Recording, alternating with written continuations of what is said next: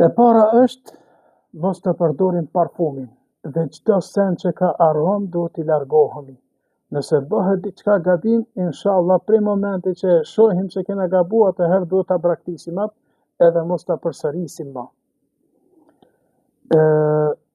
Do me thënë, largimi prej parfumit, shamponit me erë që janë, sapunit me erë, edhe gjitha gjëra do me thënë që kanë aromë duhet t'i largohemi. Po ashtu duhet t'i largohemi që mos t'i prejmë, mos t'i qefim flokt, ose mos t'i nukim flokt, ose qimet e trupit, nëse gjatë krerjes së flokëve, rregullimit të flokëve din diçka, inshallah nuk ka problem. Mirë po, jo qëllimisht i me shku mi ngre flokt apo mi marrë me gërshaj dhe mi prej.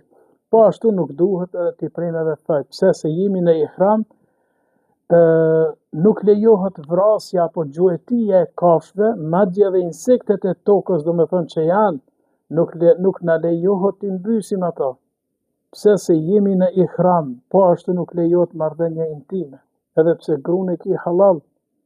Mirë po kur je në ihram, atëherë ndalohet çdo gjë na ndalohet, po ashtu na ndalohet edhe të flasim keq. Neve na ndalohet të flasim keq për njerëzit, edhe kur nuk jemi në ihram. Mirë po kur jemi në ihram, atëherë ndalesa është edhe më e madhe, do të thënë, dhe nuk na lejohet neve që të përgojojmë apo të shajmë, të ofendojmë, madje edhe të zemrohemi. Nuk duhet mu grind me askën. Aty duhet m'ia bë halal të gjithëve. Edhe me toleru, edhe nëse ka gabu dikush me ty, ti duhet me toleru ndaj vllaut tënd, ndaj motrës tënde. Këshilla e tretë është ta mbajmë veten me përullsi dhe qetësi. Ta kujtojmë se ihrami na tregon një simbol të barazisë dhe thjeshtësisë. Ihrami është simboli barazisë dhe thjeshtësisë. Jemi të barabartë. A ka mundësi dikush me e dallu në qabe kur të shkon miliarderin prej fukaras? Jo vallahi. Nuk ka mundësi asesi me dallu, pse se të gjithë jemi të veshur me të bardhë.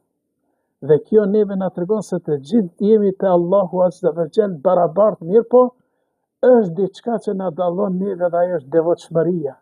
Dhe devotshmëria është në zemër.